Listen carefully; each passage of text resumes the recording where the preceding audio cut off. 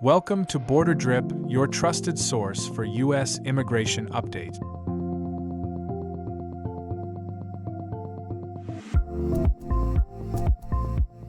Understanding the 90-day rule for green card applicants.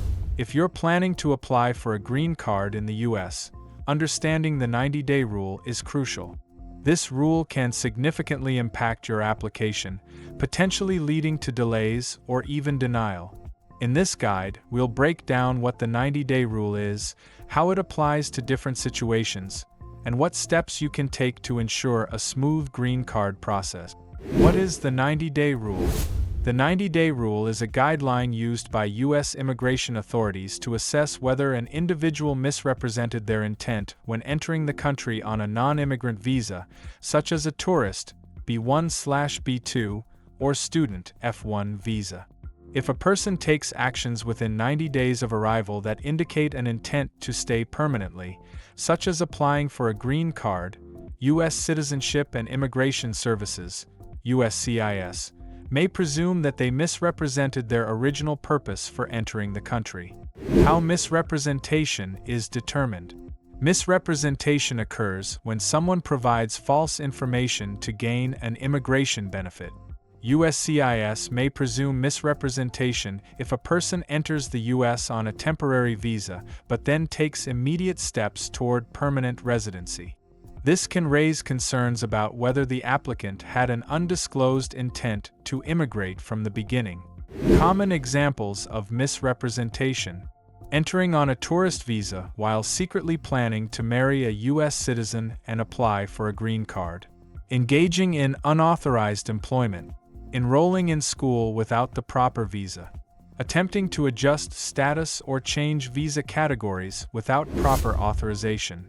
How the U.S. Department of State applies the 90-day rule. The U.S. Department of State enforces the 90-day rule by assuming misrepresentation if a non-immigrant visa holder engages in certain activities within 90 days of entry.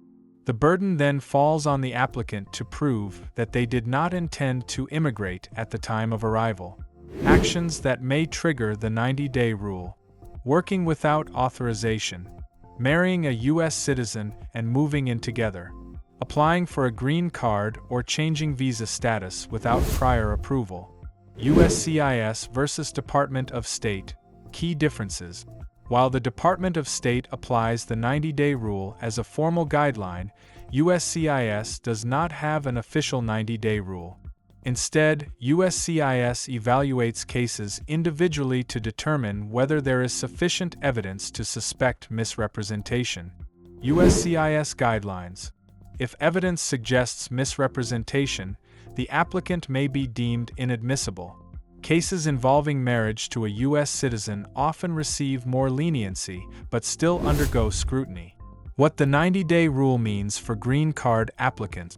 If you plan to apply for a green card after entering the U.S. on a non-immigrant visa, it's essential to be mindful of timing. Filing too soon after arrival may raise red flags and lead to complications in your application process. What to avoid. Selling property or quitting a job in your home country before entering the U.S. Marrying a U.S. citizen immediately after arrival. Scheduling a medical exam for green card processing within days of entry. Submitting Form I-485, adjustment of status, within the first 90 days. Best practices to follow. Wait at least 90 days before filing for adjustment of status to reduce suspicion. If your case is complex, seek legal advice from an immigration attorney. Exceptions for immediate relatives of U.S. citizens. Immediate relatives of U.S. citizens, such as spouses, children, and parents, may have more flexibility regarding the 90-day rule. However, filing for a green card within the first 90 days can still attract scrutiny. Consulting an attorney is advisable to ensure a smooth application process. Real-life scenarios and the 90-day rule. Example 1. H-1B work visa holder. Emily from Australia enters the U.S. on an H-1B visa and later applies for a green card after her employer's I-140 petition is approved. Although the H-1B allows for dual intent, filing for a green card soon after arrival could still raise questions about her initial intentions. Example 2. Tourist visa holder. Carlos visits the US on a B2 visa to see his sister. After 60 days, his sister files an I-130 petition for family sponsorship, and Carlos applies for a green card. USCIS may question whether Carlos always intended to immigrate. Example 3. F1 student visa holder. Samantha enters the US on an F1 visa and marries a US citizen shortly after. If she applies for a green card within 90 days, USCIS might question whether she truly entered the US as a student or with the intent to immigrate. Dual intent visas and the 90-day rule. Certain visas, like the H-1B, K-1 fiancé visa, and some work visas, allow for dual intent, meaning the applicant can legally enter as a non-immigrant while intending to seek permanent residency.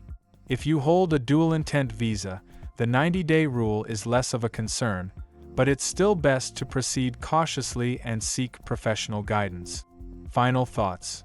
Navigating the 90-day rule successfully. The 90-day rule is a significant factor in green card applications. Understanding how it works and taking the right precautions can make all the difference. If you're unsure about your case, consult an experienced immigration attorney to ensure you're following the right process. If you found this information helpful, don't forget to like, subscribe, and hit the bell icon to stay updated with the latest immigration news from BorderDrip USA.